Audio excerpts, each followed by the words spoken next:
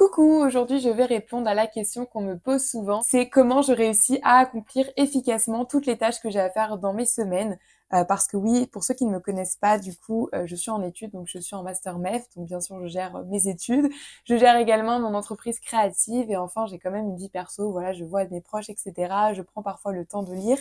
Et bien sûr, j'ai mes 8 heures de sommeil par nuit minimum. Alors oui, c'est totalement possible, c'est pour ça que dans cette vidéo, je vais vous partager mes meilleurs conseils pour être productive et efficace.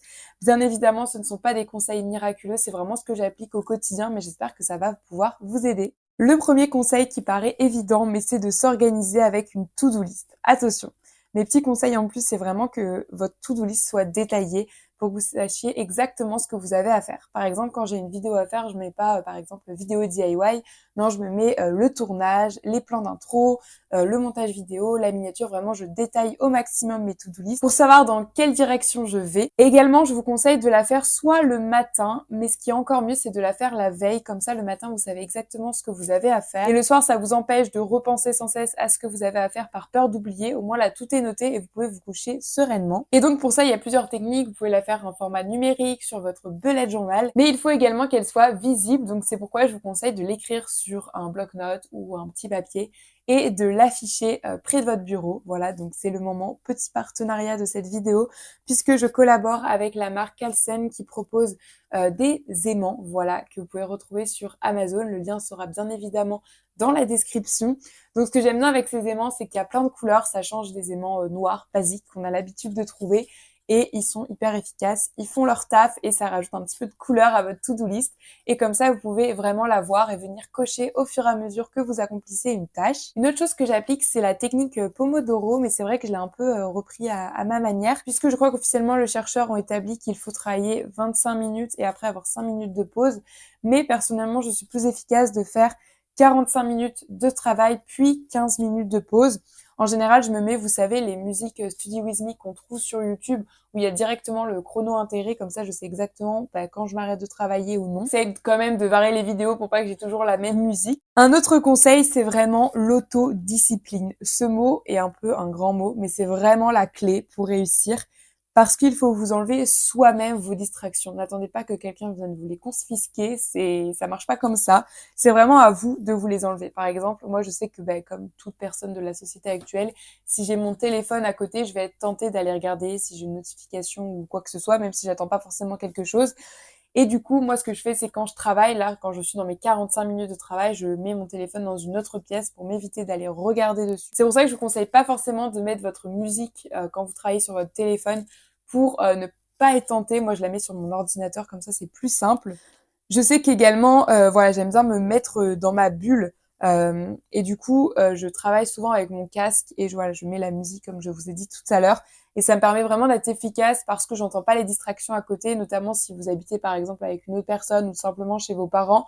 Il y a toujours un bruit de fond, c'est normal, vous n'allez pas leur demander de faire un silence.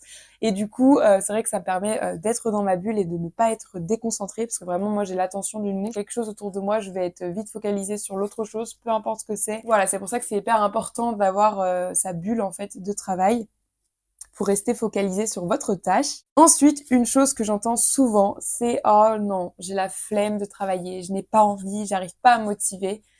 Et c'est vrai que je le pense des fois, normal, mais une chose que je fais et que je me dis tout le temps et qui marche réellement, c'est que l'action entraîne la motivation. Et c'est vraiment une phrase qui est véridique parce que si vous ne commencez rien, vous ne ferez rien.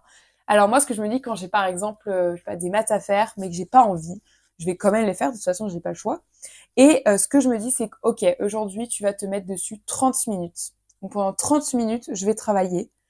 Si j'en ai marre au bout de 30 minutes, tant pis, j'arrête, c'est pas le bon jour. Mais au moins, j'aurais quand même déjà fait 30 minutes. Finalement, je sens que je suis dans un bon mood, ça avance bien, etc. Je continue. Et en général, c'est comme ça que ça finit. Vraiment, au bout de 30 minutes, on voit plus le temps passer et on continue ces exercices. Ou par exemple, moi, je sais que ça m'arrive souvent aussi pour le mémoire. Enfin, voilà, je suis en master, donc j'ai un mémoire à rédiger. Et je me dis jamais un bon matin, wouhou, je vais travailler mon mémoire, trop hâte.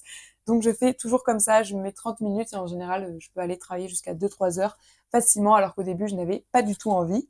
Ensuite, une autre chose, c'est que, comme je vous ai dit, je fais une to-do list, Et je me dis qu'en fait, une fois que ma to-do list, entre guillemets, obligatoire, quand je dis obligatoire, c'est les choses que vous n'avez pas le choix de faire, par exemple pour les cours, eh bien, ça me fait du temps libre après. Donc en fait, ça me donne vraiment envie d'être efficace parce qu'une fois que j'ai coché ces choses-là, je peux faire ce que je veux.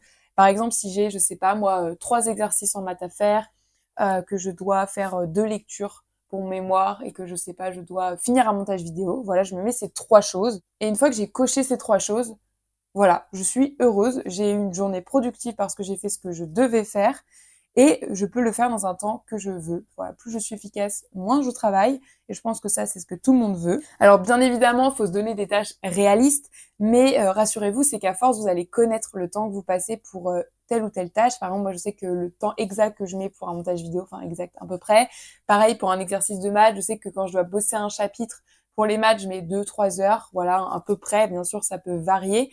Mais voilà, faut vraiment vous mettre des tâches réalistes parce que au contraire, si vous en mettez trop dans votre to-do list et que vous voyez pas le bout et que ça n'avance pas, ça va être vraiment démoralisant. Donc, je vous conseille vraiment pas de faire comme ça. Et enfin, la dernière chose que je voulais vous dire pour terminer cette vidéo, c'est vraiment d'être indulgent avec vous-même.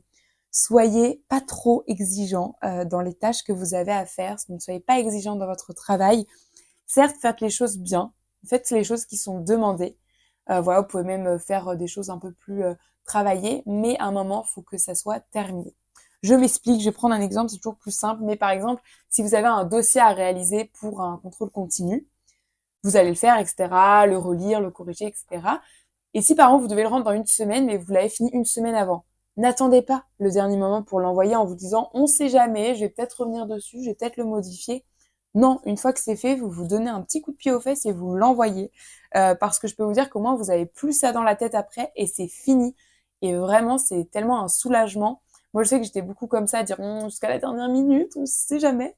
Mais en fait, ça ne fonctionne pas. Par exemple, si je prends mon exemple personnel avec mes montages vidéo, si j'étais trop exigeante avec mes montages, vous n'aurez jamais de contenu parce que aucune de mes vidéos ne sont parfaites, aucune de mes photos ou mes créations sont parfaites. Mais du coup, si je raisonnais comme ça, vous aurez jamais de contenu et ça n'avancerait en rien, que ce soit pour vous ou pour moi. Donc voilà, soyez indulgent et pas trop exigeant avec votre travail. Et aussi, quand je dis soyez indulgent avec vous-même, je pense à une deuxième chose, c'est que parfois il y a des moments où t'as juste pas envie de travailler et c'est normal, c'est totalement humain, la fatigue ou une autre raison personnelle. Ça m'arrive également. Il y a des soirs, j'ai juste ou des moments pas envie de travailler ou de faire les choses que j'ai à faire. Eh bien, ne les faites pas. C'est contradictoire avec ce que j'ai dit avant, mais vraiment ne les faites pas. Quand c'est pas le moment, vous allez pas y arriver, ça va pas être efficace. Et non, en fait, des fois, faut juste savoir se dire stop et prendre un moment pour soi. C'est aussi un signal de votre corps qui vous envoie qu'il a besoin de repos. Alors bien sûr, si c'est tous les jours, là, à un moment, il va falloir se booster. Mais par contre, si c'est une fois par semaine, ça arrive. Il y a juste une journée. Vous n'avez pas envie de travailler et c'est comme ça et c'est très bien. Ce n'est pas grave.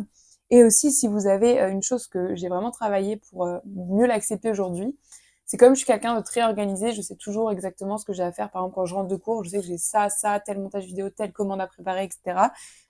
Mais parfois, il y a des imprévus dans la vie, que ce soit des imprévus négatifs, mais aussi positifs. Par exemple, s'il y a des potes qui vous proposent de sortir, je ne vais pas leur répondre, non les gars, j'ai un montage vidéo.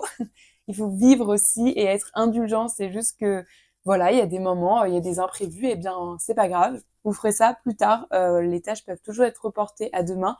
Surtout si vous êtes comme moi et que vous planifiez en avance, que vous prenez de l'avance. C'est tellement, au quotidien, ça permet tellement d'être plus soulagé parce que si, voilà, il y a un imprévu, je me dis, c'est pas grave, là, j'allais commencer un truc qui rentre dans une semaine. Donc, j'ai encore le temps en soi. C'est pour ça que moi, je suis vraiment pas du tout de la team à faire à la dernière minute parce que je trouve que ça rajoute un stress en plus. Alors, je sais qu'il y en a qui fonctionnent comme ça, mais moi, je sais que je ne pourrais pas faire comme ça, honnêtement, avec tout ce que j'ai à gérer. Si j'ai pas un minimum d'avance, tout peut s'écrouler, vraiment. Voilà.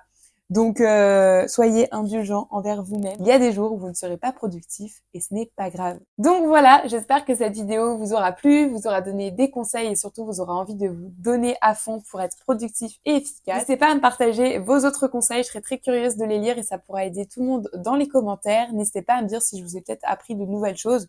Bien sûr, il y a des conseils que vous avez déjà dû entendre, mais voilà, moi c'est comme ça que je fonctionne. J'ai essayé de tout réunir dans cette vidéo. Je remercie encore la marque Kelsen pour avoir collaboré avec moi dans cette vidéo. Et nous, on se retrouve très bientôt pour une prochaine vidéo. Et d'ici là, comme d'habitude, prenez soin de vous et soyez efficaces. Bye!